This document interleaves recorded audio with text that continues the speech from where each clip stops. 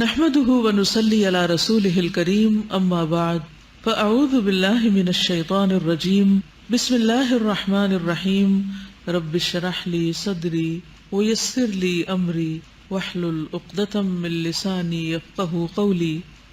الحديث التاسع عشر عن عبد الله بن عباس رضي الله عنهما قال كنت خلف رسول الله صلى الله عليه وسلم يوما فقال يا غلام انی اعلمک کلمات احفظ اللہ یحفظک احفظ اللہ تجدہ تجاہک اذا سألت فاسأل اللہ واذا استعنت فاستعن باللہ واعلم ان الامة لو اجتمعت على ان ينفعوك بشيء لم ينفعوك الا بشيء قد كتبه الله لك وان اجتمعوا على ان يضروك بشيء لم يضروك الا بشيء قد كتبه الله عليك رفعت الاقلام وجفت الصحف.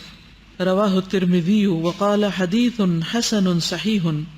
عبداللہ بن عباس رضی اللہ عنہما سے روایت ہے کہ ایک دن میں رسول اللہ صلی اللہ علیہ وسلم کے پیچھے سوار تھا تو آپ نے فرمایا اے لڑکے میں تجھے چند کلمات سکھا رہا ہوں، اللہ کے احکام کی حفاظت کرو اللہ تمہاری حفاظت کرے گا، اللہ کے احکام کی حفاظت کرو تم اسے اپنے سامنے پاؤ گے، جب تم مانگو تو اللہ سے مانگو، جب تم مدد مانگو تو اللہ سے مدد مانگو، اور جان لو کہ اگر ساری دنیا مل کر بھی تمہیں کچھ نفع پہنچانا چاہے تو تمہیں کچھ نفع نہیں پہنچا سکتی سوائے اس کے جو اللہ نے تمہارے لیے لکھ دیا ہے، اور اگر وہ سارے مل کر تمہیں کچھ نقصان پہنچانا چاہیں تو وہ تمہیں کچھ نقصان نہیں پہنچا سکتے سوائے اس کے جو اللہ نے تمہارے لیے لکھ دیا ہے. قلم اٹھا لیے گئے اور صحیفے خشک ہو گئے. لفظی ترجمہ ان عبداللہ ابن عباس، عبداللہ بن عباس سے روایت ہے رضی اللہ عنہما اللہ ان دونوں سے راضی ہو جائے، یعنی عبداللہ سے بھی اور عباس رضی اللہ عنہما سے، دونوں سے.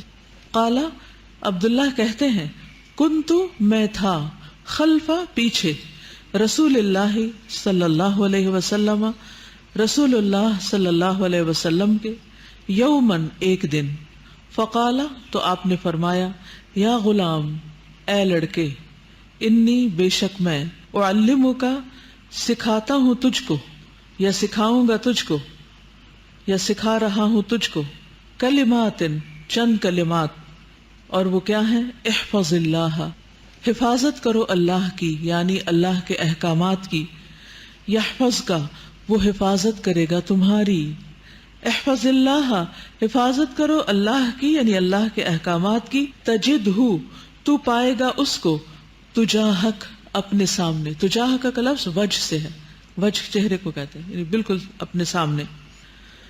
اذا سألتا جب تم سوال کرو مانگو، فاسأل اللہ تو سوال کرو اللہ سے، مانگو بس اللہ سے، وَإِذَا اسْتَعَنْتَ اور جب تم مدد طلب کرو فاستعن باللہ تو مدد مانگو اللہ سے، وعلم اور جان لو ان الامت بے شک امت یعنی لوگوں کی کثیر تعداد، لو اجتمعت اگر جمع ہو جائے، علی اس بات پر، ان ینفعوک کہ وہ سب نفع دیں تجھ کو، بشیء ساتھ کسی بھی چیز کے، لم ینفعوک نہیں نفع دیں گے تم کو یا نہیں نفع دے سکتے تم کو، الا مگر بشیء ساتھ اس چیز کے، قد کتبہ اللہ تحقیق لکھ دیا اس کو اللہ نے، لکا تیرے لیے، وان اور اگر اجتمعوا وہ جمع ہو جائیں، علی اس بات پر، ان یضروک کہ وہ نقصان پہنچائیں تم کو، بشیء ساتھ کسی چیز کے،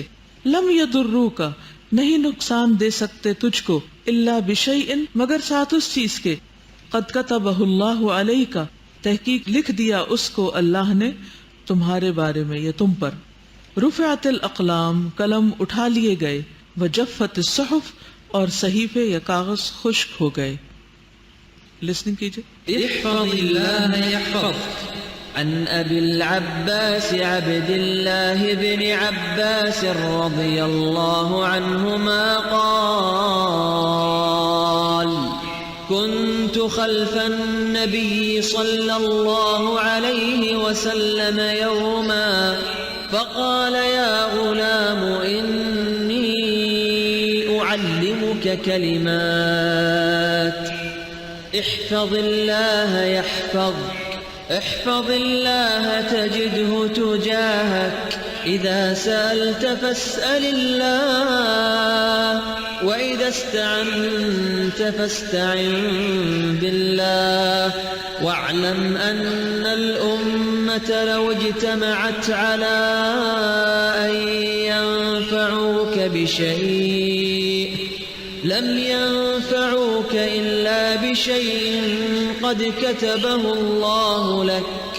وإن اجتمعوا على أن يضروك بشيء لم يضروك إلا بشيء قد كتبه الله عليك رفعت الأقلام وجفت الصحف والرواية الثانية احفظ الله تجده أمامك تعرف إلى الله في الرخاء يعرفك في الشدة واعلم أن ما أخطأك لم يكن ليصيبك وما أصابك لم يكن ليخطئك واعلم أن النصر مع الصبر وأن الفرج مع الكرب وَأَنَّ مَعَ الْعُسْرِ يُسْرًا۔ سب سے پہلے تو مجھے یہ بتائیے کہ حدیث سن کر آپ کے دل پر کون سی بات لگی کہ جس نے ایک دم آپ کا ایمان اوپر کر دیا؟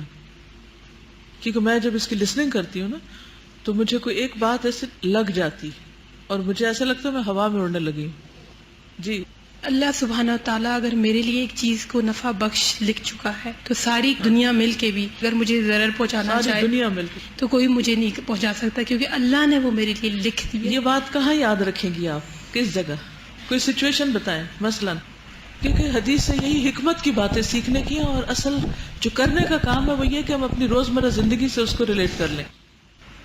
جیسے مجھے باہر کے ملک میں سفر میں بہت ڈر لگتا تھا نا، تو اور خاص طور پہ جب ایسی جگہ پہ جانا جہاں پر آپ کو نقاب پہ اور اس پہ ہو، تو یہ چیز، اور ویسے میں ہمیشہ اس طرح کی بات دعا بھی کرتے ہیں، بس مجھے ایک دم سے دل جم جاتا ہے کہ چاہے کچھ ہو جائے، کیا کر لیں گے وہ میرا، کیا کر لیں گے، میں کیوں ان کا حلیہ اختیار کروں۔ صحیح، بالکل۔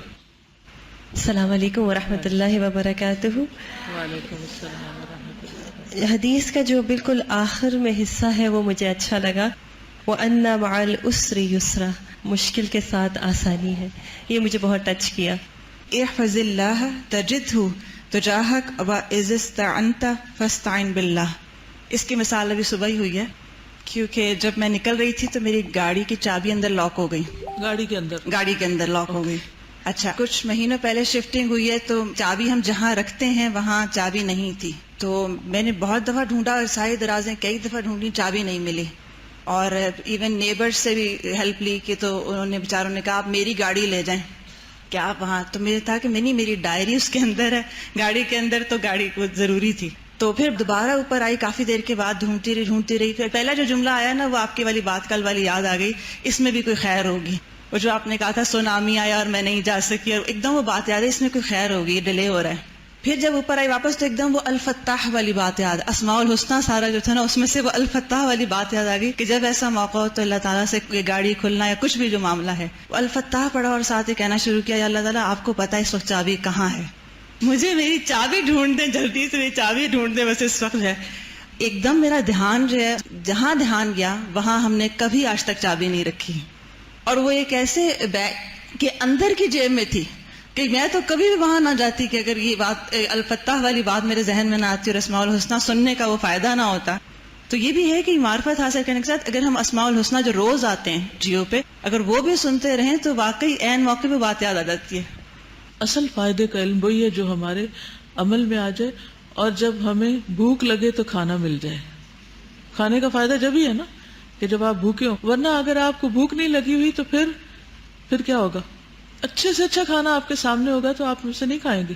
تو آپ کے اندر طلب ہونی چاہیے۔ کل ہی میرے اپنے شوہر کے ساتھ بات ہو رہی تھی کسی کے پڑھنے نہ پڑھنے پر، تو ہم انالائز کر رہے تھے سچویشن کو کہ یہ سچویشن کیوں ہے، تو اللہ تعالیٰ نے میرے دل میں بات ڈالی کہ یہ طلب نہیں ہے۔ جب طلب آ جائے کسی بھی علم کے سیکھنے کی کسی کے اندر بھی، تو پھر کیا ہوتا ہے؟ بڑے بڑے فاصلے طے ہو جاتے ہیں، بڑی بڑی رکاوٹیں ہٹ جاتی ہیں. اصل بات طلب کی ہے. تو طلب کب آتی ہے؟ جب کسی چیز میں فائدہ نظر آتا ہے. تو اس حدیث کو پڑھنے میں یا احادیث کا علم حاصل کرنے میں ہمیں کیا فائدہ ہو سکتا ہے؟ کیونکہ یہ ساری حکمت کی بات ہے نا. وَاذْكُرْنَ مَا يُتْلَى فِي بُيُوتِكُنَّ مِنْ آيَاتِ اللَّهِ وَالْحِكْمَةِ.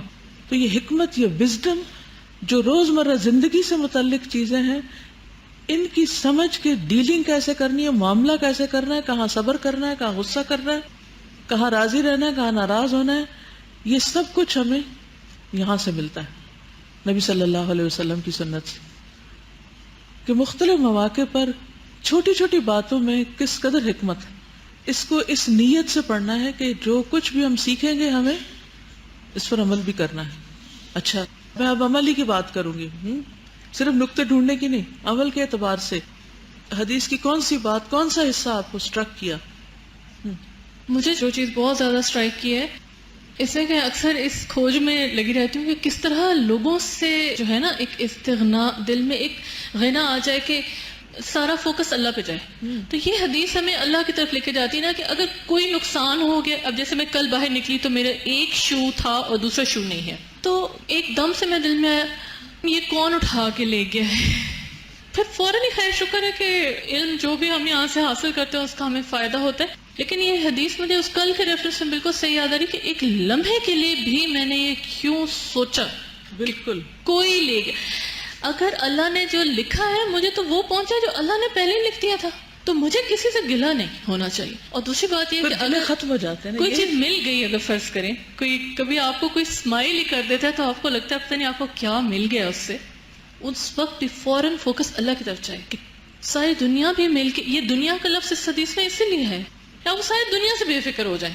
اگر ساری دنیا بھی مل کے نفع دینا چاہے تو نہیں دے سکتی، وہ نقصان دینا چاہے تو نہیں دے سکتی، تو پھر آپ کا فوکس ہر سچویشن میں، چاہے جوتا گم گیا، چابی گم گیا، واٹ ایور اللہ نے لکھا تھا نا. یہ استاذہ مجھے اس حدیث کے 3 سٹیپس لگتے ہیں جو کہ ہم اپنی عام زندگی میں بھی دیکھیں تو ہمیں محسوس ہوتا ہے کہ اس آخری سٹیپ کے جس میں کوئی نقصان یا نفع نہیں پہنچا سکتا، اس کا آغاز کہاں سے ہوتا ہے؟ ہمارے عمل سے ہوتا ہے کہ جب ہم فرائض ادا کرتے ہیں تو ہم جڑے رہتے ہیں اللہ سبحانہ تعالیٰ سے، اور پھر ہم اسی سے مانگتے رہتے ہیں. اور جب ہر وقت کا ایک لنک لگا رہتا ہے، کیونکہ ہم ہر وقت ایک کنورسیشن چلاتے رہتے ہیں کسی نہ کسی سے، اور اگر وہ اللہ کی ذات سے چل رہی ہوتی ہے تو یہ 3rd سٹیٹ آٹومیٹکلی آتی ہے، کیونکہ اس سے پہلے آپ اسی سے مانگ رہے ہوتے ہیں. تو پھر جب کچھ بھی ہو جاتا ہے تو پھر بھی آپ اسی کے اوپر ہی ریلائی کرتے ہیں.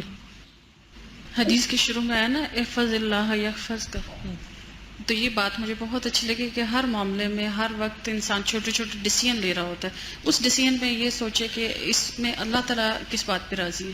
تو جب یہ حفاظت کر رہا ہوگا بندہ تو پھر اللہ تعالیٰ اس کی جو فیصلہ وہ کرے گا اس میں اس کی حفاظت کریں گے. کان کھول کے سنیے، آپ میں سے کوئی انسیکیور محسوس کرتا ہے اپنے آپ کو کسی وقت؟ شاباش، انہوں نے سچ بولا. بس 2-3 لوگ، باقی سب اپنے آپ کو محفوظ تصور کرتے ہیں. ہم سب کو کسی نہ کسی طرح کسی نہ کسی وقت شیطان وسوسے ڈال کے انسیکیور کرتا ہے. ہے پتہ نہیں اس چیز کا کیا ہوگا، اس چیز کا کیا بنے گا، اب کیا ہوگا. کبھی خیال آیا؟ کتنا آتا، دن میں 1 بار یا 2 بار، اب اس مسئلے کا کیا حل ہوگا. اب اچھا پیپر کیسا ہوگا، ہر ایک کو اپنی پڑھی. آپ اس کو بہت بڑا امتحان سمجھتے ہیں ان پیپروں کو نا. جب عملی زندگی میں آتے ہیں تو اصل امتحان شروع ہوتے ہیں. یہ امتحان کچھ امتحان نہیں، یہ تو لگژری ہے. اچھا، تو کتنے ہی خدشات، کتنی ہی چیزیں ہمیں ہر وقت خوف دلاتی ہیں. خصوصاً پاکستان میں رہنا ہی ایک انسیکیورٹی کی علامت، کہ آپ خود تسلی میں بھی ہوں تو دوسرے لوگ آپ کو ایسی ایسی باتیں سنائیں گے کہ آپ لگے گا کہ شاید آپ اب زندہ نہیں رہ سکتے. زندگی میں ہر انسان کے ساتھ بہت ساری انسیکیورٹی کو اردو میں کہتے ہیں عدم تحفظ کا احساس عدم تحفظ، کہ میں محفوظ نہیں ہوں. میں کیا کیا چیزیں آتی ہیں؟ مثلا میری عزت کو نقصان نہ پہنچ جائے، میری عزت محفوظ نہیں. میرا مال، جب آپ گھر چھوڑ کے آتے ہیں یا بیگ کہیں چھوڑ کے جاتے ہیں تو کوئی خیال آتا ہے آپ کو کہ اللہ خیر کرے، صحیح سلامت ملے.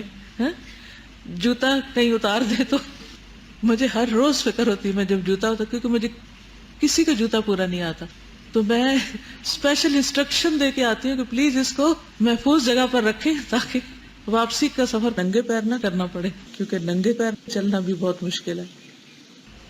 تو چھوٹی چھوٹی چیزوں میں عدم تحفظ کا احساس. اور کس چیز کا خوف ہوتا ہے ہمیں؟ کس کا؟ فیوچر کا. کیا بنے گا میرا؟ اپنا جب بن جائے تو کہتے کیا بنے گا بچوں کا، پھر ان کا بن جائے تو یہ اگلے بچوں کا کیا بنے گا، یہ کس دور میں پیدا ہو گئے ہیں، ان کا ایمان کیا ہوگا.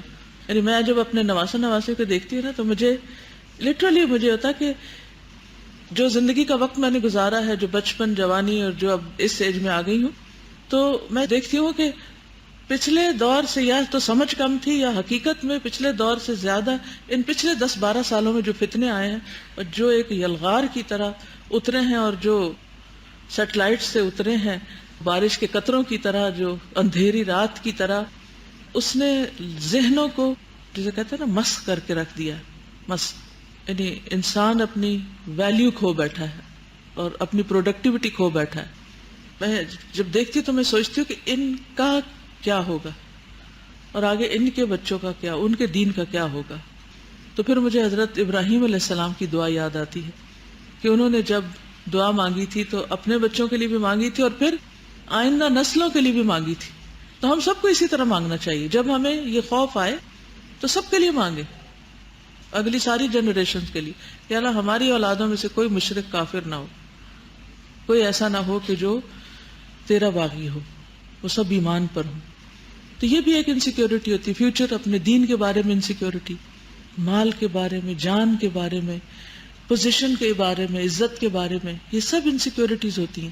صحت کے بارے میں، مجھے ہارٹ اٹیک نہ ہو جائے، فلاں چیز نہ ہو جائے. جب کسی کا کچھ سنتے ہیں تو فوراً وہ اپنے پہ لے لیتے ہیں. استاذہ ایک بات شیئر کرنا چاہوں گی اسی نقصان کی بات پر اور آپ کی انسیکیورٹی کی بات پر. مجھے اپنا تھوڑا سا بس وہ ریکیپ ہو گیا. پچھلے مہینے میرے ساتھ یہ حادثہ پیش آیا اور میں اس کو ابھی سوچ کے یہی حدیث پڑھ کے خیال آ رہا تھا کہ واقعی جو نقصان اللہ تعالیٰ نے پہنچانا ہوتا ہے وہ پہنچ جاتا ہے کسی طریقے سے بھی. پچھلے مہینے کا واقعہ کہ میں لاہور چلی گئی شادی میں، تو جویلری سب نے یہی کہا تھا جویلری لے کے نہیں جانی. میرے ہسبینڈ بھی اس پہ خلاف تھے، لیکن میں نے چھوٹے چھوٹے سیٹ تھے اپنے وہ رکھ لیے 2-3. تو ہم لوگ ولیمے کی شام کو کہیں ایسی باہر گئے سیر کرنے، تو میں نے اپنے پتہ نہیں نہ چاہتے ہوئے بھی اپنے بیگ میں سے نکال کے جو میرا ہینڈ بیگ تھا اس میں سے اپنے پرس میں رکھ لیے. میں کہا نہیں، میں یہاں سیف زیادہ ہیں، میں گھر چھوڑ جاؤں گی تو اتنے مہمان آئے ہوئے، کوئی اٹھا لے کچھ کر لے. میں وہ پرس میں رکھ کے سیف کر کے ہم چلے گئے مارکیٹ، گھوم پھر کر آ گئے. واپسی پہ گھر پہنچنے ہی والے تھے، 5 منٹ کا راستہ رہ گیا تھا، تو مجھے واش روم کا ہوا. تو میں نے اپنے ہسبینڈ سے کہا آپ 5 منٹ رکیں، میں نے واش روم جانا ہے نا، تو آپ روک لیں پلیز نا، جیسے میں رش ہے آگے دیر نہ ہو جائے. کہنے لگے چلو چلی جاؤ. 2 گاڑیاں تھیں، میرا بھائی بھی تھا. میں کہا تم پہنچو گھر، بس میں آ رہی ہوں. ہوٹل تھا اس کے سامنے. ہسبینڈ سے کہا آپ 1 منٹ رکے، میں ابھی آتی. میں نے کہا میں اپنا پرس بھی وہیں چھوڑ دیا گاڑی میں. میرے ہسبینڈ بیٹھے ہوئے ہیں، بچے بیٹھے ہیں. میں اتر کے واش روم گئی تو استاذہ ودن 5 منٹس میں واپس آئی ہوں گاڑی میں تو میرا پرس غائب. آتی میں نے ان سے کہا میرا پرس یہاں رکھا ہوا تھا رائٹ ہینڈ پہ، آپ بیٹھے ہوئے تھے. کہنے لگے کہاں ہے پرس تمہارا؟ میں تو یہیں بیٹھا ہوا تھا، پرس کہاں گیا؟ تو پیچھے سے جو بچے تھے چھوٹے بیٹھے ہوئے، انہوں نے کہا کہ پھپھو آپ کو پتہ ہے یہاں ایک آدمی آیا تھا، اس نے میرر میں سے آپ کا شیشے میں سے وہ نکالا ہے پرس، وہ لے گیا ہے پیچھے. اور وہ چھوٹا سا تھا، 3 سال کا میرا بھتیجا. تو اور یہ میں حیران رہ گئی کہ میرے ہسبینڈ بیٹھے ہوئے ہیں، پیچھے چاروں بچے بھی بیٹھے ہوئے ہیں، اور وہ پرس لے گیا. ان کو تو پتہ ہی الہام ہی نہیں ہوا کیسے گیا. اب میں اس نقصان کو سوچتی رہی، اللہ تعالیٰ یہ میں نے اس میں جویلری کیوں رکھی تھی؟ اب وہ میری جویلری بھی گئی، جو کچھ پرس میں تھا وہ بھی کیا. اور میں یہی سوچتی رہ گئی کہ میری شاید قسمت میں اللہ تعالیٰ نے لکھا تھا یہ نقصان، مجھے وہاں رکنا تھا، وہ سب کچھ ہونا تھا. تو وہ پورے ایک پلان شاید اللہ نے میرے لیے لکھا ہوا تھا، جو چیز میرے اور اس میں بھی خیر ہوگی. میں نے یہ سوچا، اب بھی میں پڑھ کے یہ سوچ رہی تھی اللہ تعالیٰ اس میں کوئی خیر ہوگی. جو رزق آپ کے حصے میں لکھا ہے وہ ساری دنیا بھی مل کر آپ سے چھین نہیں سکتی. بالکل. اور جو نہیں لکھا وہ سارے حفاظتوں کے باوجود بھی آپ محفوظ نہیں کر سکتے. بس شکر اللہ کا یہ ادا کیا کہ گھر پہنچ کے بھی سب نے یہ کہا شکر کرو کہ تمہاری جان کی عزت کی حفاظت ہوئی، کچھ بھی کر سکتے تھے وہ. بالکل یہ بات ہے. الحمدللہ اللہ کل حال. تو جتنی بھی انسیکیورٹیز ہیں ان کا علاج اس حدیث میں بتایا گیا، اور وہ کیا ہے؟ احفظ اللہ یحفظک، احفظ اللہ تجدہ تجاہک. یہ علاج ہے. احفظ اللہ یحفظک، اللہ کے احکام کی حفاظت کرو، اللہ کی بات، اللہ کے دین کی، اس کی حفاظت کرو، اپنی آنکھ، نگاہ، کان، ان چیزوں کی حفاظت کرو، اللہ تمہاری حفاظت کرے گا۔ بعض اوقات آپ نے دیکھا ہوگا کہ ہمارے منہ سے کوئی ایسی بات نکل جاتی ہے اور وہ ہمارے سامنے آ جاتی ہوتا ہے نا، ہم دعویٰ کر بیٹھتے ہیں کہ یہ تو کبھی ہو ہی نہیں سکتا، میرے بچے تو کبھی ایسا کرتے ہی نہیں، پھر اگلے ہی لمحے دیکھیے اپنے بچوں کو، تو وہ ناحق کلمہ ہوتا ہے جو ہمارے منہ سے شیطان بس ایسے ہی ہمیں انسٹیگیٹ کرتا، ہم نکال بیٹھتے ہیں۔ کبھی ہم کہتے ہیں الحمدللہ ہمارے تو بہن بھائیوں میں ایسی محبت ہے کہ کبھی کوئی اختلاف نہیں ہو، اور پھر دیکھیے اگلے ہی ہفتے کیا ہوتا ہے۔ یعنی تو حل کیا؟ احفظ اللہ یحفظ کا، اور پھر دوبارہ کا احفظ اللہ تجدہ تجاہک، یعنی ایک میں حفاظت ہوگی اور ایک میں سامنے پاؤ گے، وہ تمہارے قریب ہوگا، تمہیں اس کا قرب مل جائے گا۔ استاذہ مجھے دو باتیں اس حدیث میں سمجھ میں آئی، ایک تو یہ کہ اگر ہم اللہ کے احکامات کی پیروی کریں گے تو تب اللہ کو اپنے سامنے پائیں گے، یعنی اصل کام ہمارے کرنے کا یہی ہے کہ ہم اللہ کے فرما بردار بن جائیں اور اس کے احکامات کو سامنے رکھیں۔ اور دوسری بات یہی کہ جو آخری حصہ ہے حدیث کا، جیسے یہ بھی کہا کہ قلم خشک ہو گئے اور صحیفے خشک ہو گئے اور قلم اٹھا لیے گئے، تو ایک مومن کے لیے اتنا سکون ہے اس حدیث کے اندر، اتنا اطمینان ہے کہ نہ وہ نفع کے پیچھے اس طرح پھر دوڑتا ہے، بھاگتا ہے، اسے پتہ ہے کہ جو اس کو ملنا ہے وہ اس کو ملنا ہی ملنا ہے، جو جائز حلال کوشش ہے بس وہی اس کو کرنی ہے، اسے کسی بھی فائدے کے لیے حرام کی طرف نہیں جانا۔ اور اسی طرح یہ کہ جو نقصان بھی اگر اسے آتا ہے تو وہ صبر کے ساتھ اس کو گزار لیتا ہے، پھر اسی اطمینان کے ساتھ صرف۔ بالکل۔ تو اس کا ایک اہم حصہ ہے اذا سألت فاسأل اللہ، اذا سألت فاسأل اللہ، دوسروں کے پاس تو جانا پڑے گا، ایفرٹ لگانی پڑے گی کچھ مانگنے کے لیے، اللہ سے مانگنے کے لیے تو کچھ بھی مشکل نہیں، دیر اینڈ دین وہیں بیٹھے بیٹھے مانگے، ادھر ہی ہر چیز چھوڑ کے مانگنا شروع کر دیں اور آپ کا دل سکون اور قرار میں آ جائے گا۔ یہ جو حصہ ہے کہ جو مانگو اللہ تعالیٰ سے مانگو، اس میں اسلامی تاریخ کا ایک واقعہ مجھے یاد آیا۔ امام حسن رحمۃ اللہ علیہ کا جب ایک پیس پیکٹ ہو گیا تھا امیر معاویہ رضی اللہ تعالیٰ عنہ کے ساتھ، تو اس میں ان کو وہ ایک سالانہ ایک رقم دیا کرتے تھے وظیفے کے طور پہ۔ تو کچھ عرصہ گزر گیا اور ان کا وقت گزر گیا اور ان کو وظیفہ نہ ملا، اور ظاہری بات ہے تنگی محسوس ہو رہی تھی، تو بڑے پریشان ہوئے۔ تو ایک دن انہوں نے قلم اٹھایا کہ میں انہیں لکھتا ہوں۔ کہتے نہ جانے کیا ہوا، میرا ہاتھ رک گیا اور میں سو گیا، تو نیند میں مجھے اپنے نانا محمد صلی اللہ علیہ وسلم نظر آئے، اور انہوں نے کہا کہ میرے بیٹے جو کچھ مانگ اللہ سے مانگ، مخلوق سے نہ مانگ۔ کہتے میں اٹھ گیا اور مجھے بڑا وہ ہوا کہ میں نے ایسا سوچا بھی کیوں کہ میں انہیں لکھوں۔ کہتے ہیں کہ چند دنوں کے بعد ان کا بہت ایک معافی نامہ اور وظیفے سے کہیں زیادہ انہوں نے مجھ کو اماؤنٹ بھیج دیا۔ تو یہ ہے جو صرف اللہ سے مانگے انسان۔ استاذہ یہ حدیث بہت زیادہ ریلیٹ کرتی ہے ہم جو ینگ گرلز ہیں اور آج کل جو سچویشن ہے اس سے۔ ان بریکٹ لکھا گیا ہے کہ اللہ کے احکام کی حفاظت کرو، اللہ تمہاری۔ اب ہمارے اوپر جو سچویشن آتی ہے، مثلا کوئی رشتہ آتا ہے تو ہمارے پیرنٹس کو سب کو مطلب سب سے پہلے جو چیز کہا جاتی ہے اسکارف اتار دو، بال اسٹریٹ کر کے آؤ، فل میک اپ کر کے آؤ، کیونکہ ان کو لگتا ہے کہ اگر ہم لوگ ایسے کسی کے سامنے جائیں گے تو وی آر ناٹ ایکسیپٹیبل۔ تو جب یہ حدیث مجھے لگتا ہے کہ سب سے پہلے جا کے پیرنٹس کو پڑھانی چاہیے کہ ہم اللہ کے احکام کی حفاظت کریں گے تو اللہ ہماری حفاظت کرے گا، پھر کسی سے مانگنے کی ضرورت نہیں ہے، پھر وہ ساری انسیکیورٹیز بھاگ جائیں گی۔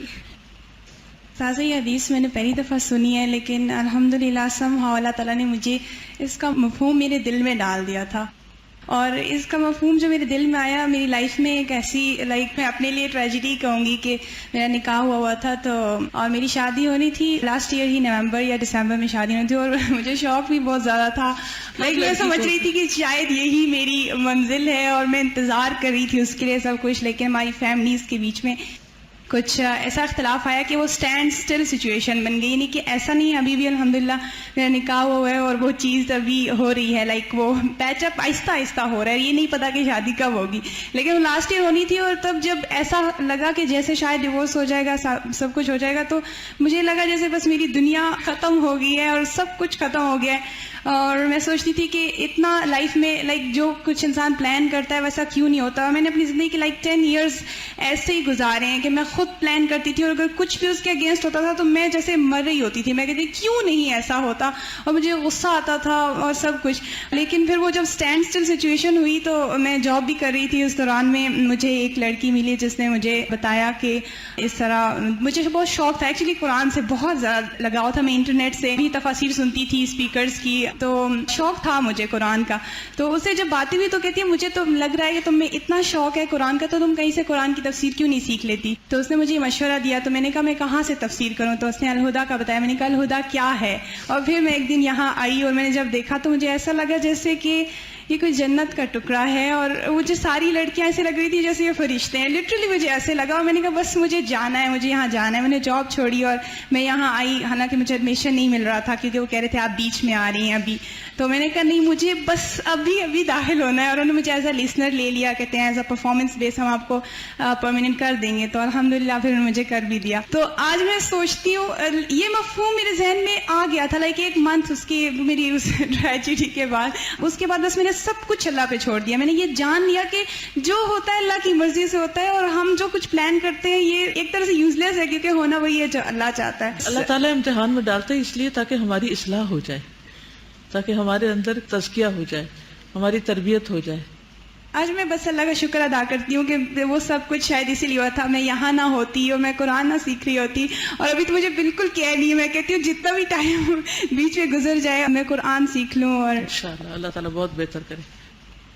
میری روٹین میں زیادہ تر میں یہ کرتی ہوں کہ جیسے ہی گھر نکلتی ہوں تو راستے میں اپنی والدہ کو فون کرتی ہوں نا, ان کی خیریت صحت کا پوچھنے کے لیے. تو آج سے 4-5 دن پہلے میں یہاں سے نکلی تو راستے میں والدہ اٹھا نہیں رہی تھی, تو مجھے تھوڑی پریشانی ہوئی کہ شوگر لو تو نہیں ہو گئی ان کی.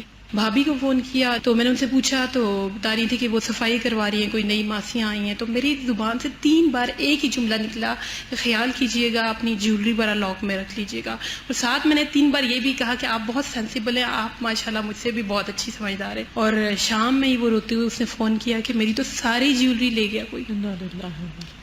تو میرے زبان پہ بے اختیار آتے ہوئے رکا کہ میں نے تو کہا بھی تھا, اور پھر دیکھے. اور فوراً میں مجھے ہوا کہ نہیں یہ نہیں کہنا, یہ تو تھا ان کے اس میں نقصان, اور اللہ اس سے بہتر انشاءاللہ فائدہ دے گا. اب حدیث ایک دفعہ پھر سنیے اور پھر غور کر کے دیکھیے کہ کون سی بات آپ کو کہاں فائدہ دے سکتی. احفظ اللہ یحفظک. عن ابی العباس عبد اللہ بن عباس رضی اللہ عنہما قال كنت خلف النبي صلى الله عليه وسلم يوما فقال يا غلام إني أعلمك كلمات احفظ الله يحفظك احفظ الله تجده تجاهك إذا سألت فاسأل الله وَإِذَا اسْتَعَنْتَ فَاسْتَعِنْ بِاللَّهِ وَاعْلَمْ أَنَّ الْأُمَّةَ لَوْ اجْتَمَعَتْ عَلَىٰ أَنْ يَنْفَعُوكَ بِشَيْءٍ لَمْ يَنْفَعُوكَ إِلَّا بِشَيْءٍ قَدْ كَتَبَهُ اللَّهُ لَكَ وَإِنِ اجْتَمَعُوا عَلَىٰ أَنْ يَضُرُّوكَ بِشَيْءٍ لم يضروك إلا بشيء قد كتبه الله عليك رفعت الأقلام وجفت الصحف. والرواية الثانية احفظ الله تجده أمامك تعرف إلى الله في الرخاء يعرفك في الشدة واعلم أن ما أخطأك لم يكن ليصيبك وما أصابك لم يكن ليخطئك واعلم أن النصر مع الصبر وأن الفرج مع الكرب وأن مع العسر يسرا. آپ کو معلوم ہے کہ عبداللہ بن عباس کی عمر اس وقت کتنی تھی جب نبی صلی اللہ علیہ وسلم فوت ہوئے؟ بالغ نہیں تھے, یا غلام چھوٹے لڑکے تھے, 11-12 سال کے. اور یہ حدیث اس سے پہلے، یعنی اب یہ معلوم نہیں کہ وہ اس وقت 10 سال کے تھے یا 11 سال کے تھے یا 9 سال کے تھے جب آپ نے ان کو یہ باتیں سکھائی تھیں. اس سے کیا بات پتہ چلتی ہے کہ یہ باتیں کس عمر میں سکھا دی جانی چاہیے بچوں کو؟ میں نے یہ دیکھا ہے کہ جب بچے سوال کرنا شروع کر دیتے ہیں، اب یہ ڈیپینڈ کرتا ہے کہ وہ کون سی عمر میں سوال کرتے ہیں، اس وقت ان کا برین کام کرنا شروع کر دیتا ہے. اب یہ ہر ایک کے لیے کوئی ہارڈ اینڈ فاسٹ رول نہیں ہوتا. اس وقت وہ جینون چیز جو آپ سمجھتے ہیں کہ مجھے 18 to 25 ایئرس اولڈ پرسن کو بتانی چاہیے، وہی جینون ریزن ہمیں اس بچے کو بتانی چاہیے، کیونکہ وہ اس کو گریسپ کر لیتا ہے جو یہ پوچھ رہا ہوتا ہے. بالکل. تو اس لیے آپ سب اپنے چھوٹے بہن بھائیوں کے ساتھ اس حدیث کو شیئر کریں گے، اور مائیں اپنے بچوں کے ساتھ. یہ آپ کا ہوم ورک ہے، نمبر 1. نمبر 2، الفاظ کا ترجمہ یاد کر لیجئے. نمبر 3، جو مختلف لوگوں سے قصے کہانیاں سن کر آپ نے عمل کی باتیں سیکھی ہیں ان کو نوٹ کر لیجئے کہ کس سچویشن میں کیسے بہیو کرنا ہے. اور اگر کسی بھی چیز کے بارے میں عدم تحفظ کا احساس ہے تو اس کے لیے مجھے کیا کرنا ہے. اگر مجھے کوئی ضرورت پیش آ گئی ہے تو اس کے لیے کیا کرنا ہے. اور اگر مجھے لوگوں کا خوف ہے تو کیا سوچنا ہے. اور اگر کوئی چیز مجھے نہیں ملی تو اس وقت کیا سوچنا ہے. اگر اللہ نے میری قسمت میں کچھ نہیں لکھا، مثلا اولاد نہیں لکھی یا کوئی ڈگری خاص لینا نہیں لکھی یا کوئی بھی چیز نہیں لکھی، تو اللہ نے لکھا ہے نا ایسے. تو اللہ تعالیٰ کو پتا تھا کہ کس بندے کو کیا دینا ہے اور کیا نہیں دینا. ہمیں اس چیز کے پیچھے روتے ہوئے زندگی نہیں بسر کرنی جو اللہ نے ہمیں نہیں دی. ٹھیک ہے، مانگنا نہیں چھوڑنا چاہیے. حضرت زکریا علیہ السلام نے بڑھاپے تک بھی مانگا تھا، دعا اور کوشش نہیں چھوڑنی. لیکن رنج و غم اور دکھ اور پریشانی ایسی نہیں لگانی کہ آپ کی ساری صلاحیتیں ختم ہو جائیں. اس وقت آپ کو یہ سوچنا ہے کہ اس میں بھی ضرور کوئی بہتری، اللہ تعالیٰ مجھ سے کوئی اور کام لینا چاہتا ہے اور مجھے جنت الفردوس کے لیے ساری سٹرگل کرنی ہے. شادی نہیں ہوئی، رشتہ نہیں ہوا، کوئی بات نہیں. اس میں رونے دھونے اور اس میں پریشان رہنے اور پریشان رکھنے کی بجائے جو اس وقت کو آپ جوانی کے بہترین وقت کو بہترین کاموں میں استعمال کر سکتے ہیں اس کو استعمال کیجیے. اور یہ سوچئے کہ اللہ سبحانہ وتعالیٰ نے جو اعلیٰ مقام رکھا ہے ایک بندے کے لیے، اس تک کس طرح پہنچا جا سکتا ہے، اللہ کی رضا کیسے حاصل کی جا سکتی ہے، تاکہ ساری خوشیاں وہاں اور ساری تمنائیں اور آرزویں وہاں پوری ہو جائیں گی. اگر کوئی شخص بچہ چاہے گا اسی وقت اس کا بچہ پیدا ہو جائے گا، اور جس ایج کا اس کو چاہیے اس ایج کا اس کو دیا جائے گا. صرف تمنا کرنے کی دیر ہے. اسی طرح کوئی بھی جنت میں تنہا نہیں ہوگا، سب کی شادیاں ہو جائیں گی. تو اس لیے غم کرنے کی ضرورت نہیں. اگر تھوڑی دیر سویر ہو رہی ہے یا ہو ہی نہیں رہی تو اس چیز کو ہم و غم نہیں بنائیں. ہمارے ہم و غم اس سے اوپر ہونے چاہیے.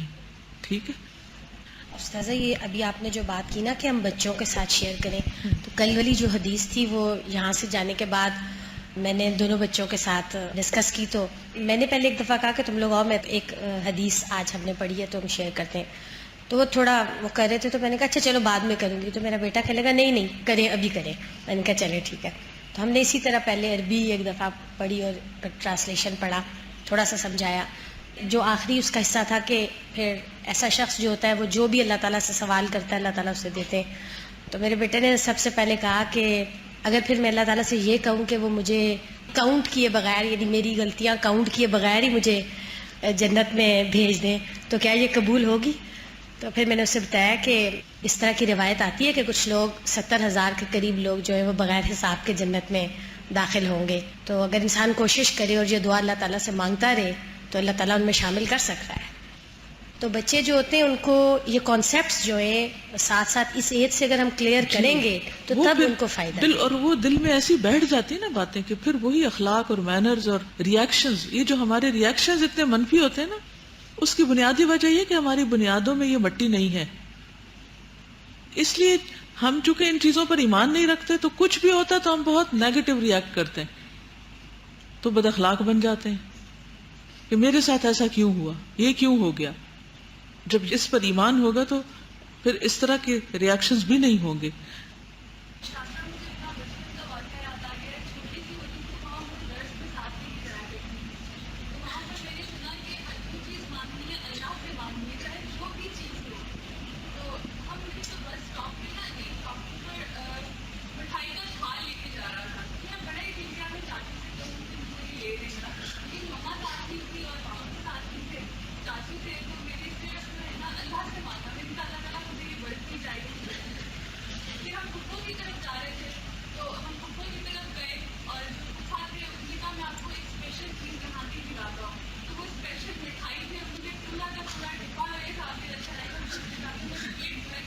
کیونکہ اللہ تعالیٰ تو ہمارے گمان سے بھی بڑھ کے دیتا ہے. رسول اللہ صلی اللہ علیہ وسلم اور حضرت عبداللہ ابن عباس رضی اللہ عنہما جو ہیں وہ سواری پر ہیں اور آپ صلی اللہ علیہ وسلم ان کو یہ حدیث سنا رہے ہیں. تو سواری کے اندر بھی ایک ایسا موقع ہوتا ہے کہ اور چیزوں سے اس کا دماغ آزاد ہوتا ہے اور وہ سن لیتا ہے. سب سے زیادہ کلوز سواری میں ہی ہوتا ہے کیونکہ گاڑی میں جب بچے ساتھ ہوتے ہیں نا تو پھر وہ نہ ادھر ادھر بھاگ سکتے ہیں بالکل نہ کچھ اور کر سکتے ہیں. اور دوسری یہ کہ وہ کتنی سنجیدگی اور متانت ہے ان کی لائف میں کہ اتنی چھوٹی ایج میں انہوں نے یہ حدیث سنی اور پھر انہوں نے روایت بھی کی اور بالکل انہی الفاظ کے ساتھ. بالکل.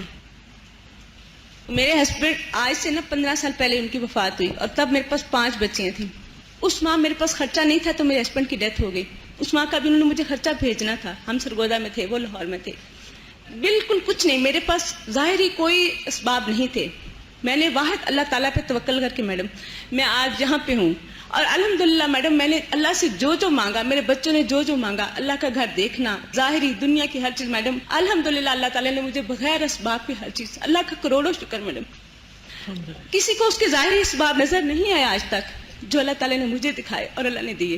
اس ذات کا رب العالمین کا میں ان لوگوں نے شاید تھوڑا دیکھا ہے. میں نے ان 15 سالوں میں الحمدللہ میڈم میں وہ بیان نہیں کر سکتی. پڑھا آج اس کو اور میری یہ خواہش تھی, یہی خواہش مجھے سرگودا سے یہاں تک لے آئی. اور اس سارے پروسیس میں میڈم بغیر اسباب کے الحمدللہ صرف کچھ دعائیں اور سب سے بڑھ کے میرا توکل تھا. پڑھی میں نے آج اور مجھے میں جتنا شکر ادا کروں تھوڑا الحمدللہ. جزاک اللہ خیرا. یہ بتائیے کہ جب کوئی مشکل پیش آئے تو اس وقت مانگنا ہے یا ویسے بھی کچھ مانگنا ہے؟ اس کی کیا دلیل ہے؟ یس, تعارف الی اللہ فی الرخاء یعرفک فی الشدہ. خوشحالی میں اللہ کو یاد رکھو تو مشکل میں وہ تمہیں یاد رکھے گا. ٹھیک ہے, اور کوئی بات؟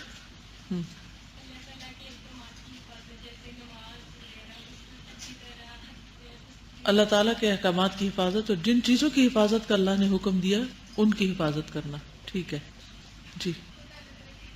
یعنی انسان کو بے خوف ہو جانا چاہیے کہ ہر چیز اللہ کے اذن سے ہوتی ہے. اگر اللہ تعالیٰ کو فائدہ پہنچانا چاہتا ہے مجھے تو لوگ اسے نہیں روک سکتے. بعض اوقات ایسا ہوتا ہے نا کہ آپ کچھ چاہ رہے ہوتے ہیں, کچھ طلب کر رہے ہوتے ہیں, لیکن اس کے ہونے کے, اس چیز کے ملنے کے دور پار کوئی بھی امکانات نہیں ہوتے کہیں بھی.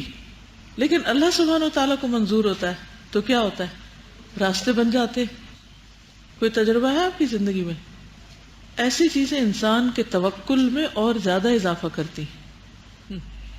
میرا جو بڑے بیٹے ہیں حسن, وہ امریکہ جانے کو اس کا بڑا وہ ہو رہا تھا کہ وہ وہاں پہ جاب تلاش کرے, اور کچھ سال پہلے کی بات ہے, اور میرا دل نہیں ہوتا تھا کہ وہ وہاں پہ سیٹل ہو جائے یا کچھ ہو. تو میں یہ دعائیں مانگا کرتی تھی کہ اللہ تعالیٰ اس کو یہیں پر بہت اچھی سی جاب اور بہت اچھے حال میں کر دے تاکہ ادھر ہی ہو جائے.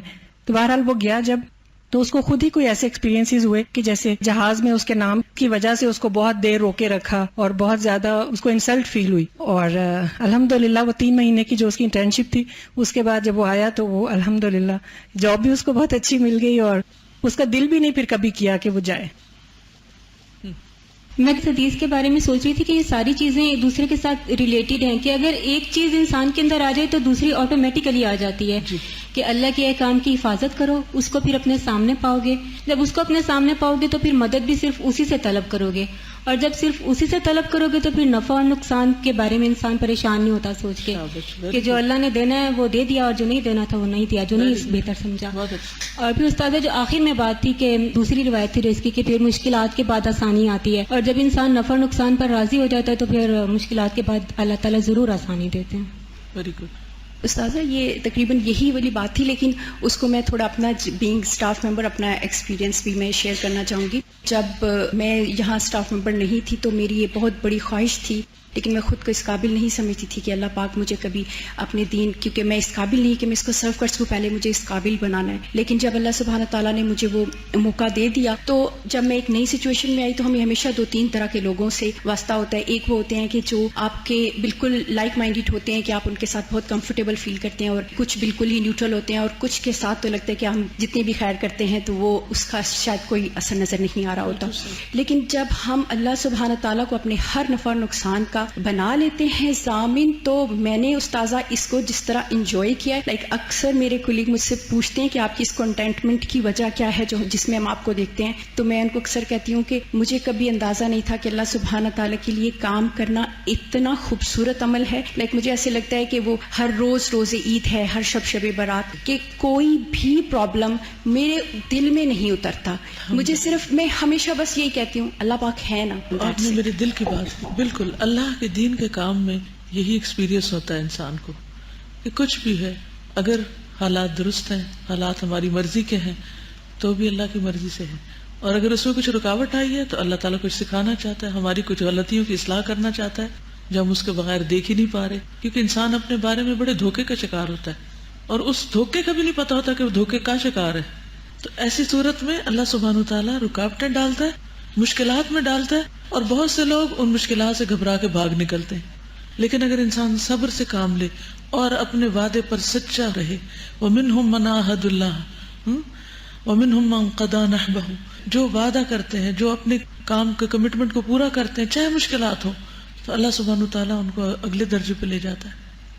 اور استاذہ میں نے ایک اور چیز فیل کی کہ جب آپ سب کچھ اللہ پہ ڈال دیتے ہیں تو آپ کے کام میں بہت خوبصورتی پیدا ہو جاتی ہے، اور چھوٹی چھوٹی چیزیں آپ کو پریشان نہیں کرتی، اور آپ ہر وقت فوکسڈ رہتے ہیں. بالکل بالکل. جی کہیے. اس حدیث کا تھوڑا مفہوم جو ہم نماز کے بعد ایک دعا مانگتے ہیں نا، اللہم لا مانع لما اعطیت ولا معطی لما ولا ينفع ذا الجد منک الجد، تو ہم ہر نماز کے بعد شعور سے اگر اس کو پڑھیں تو اس چیز کی تجدید ہوتی رہے گی ہماری زندگی میں. بالکل واقعی. یعنی جب بھی میں یہ دعا پڑھتی ہوں نا کہ اللہم لا مانع لما اعطیت، تو یوں لگتا ہے کہ جیسے ایک ایسی ہمت اور ایسا جذبہ اور ایسی قوت آ گئی ہے اندر کہ کوئی کچھ بگاڑ سکتا ہی نہیں، کچھ بھی نہیں ہو سکا.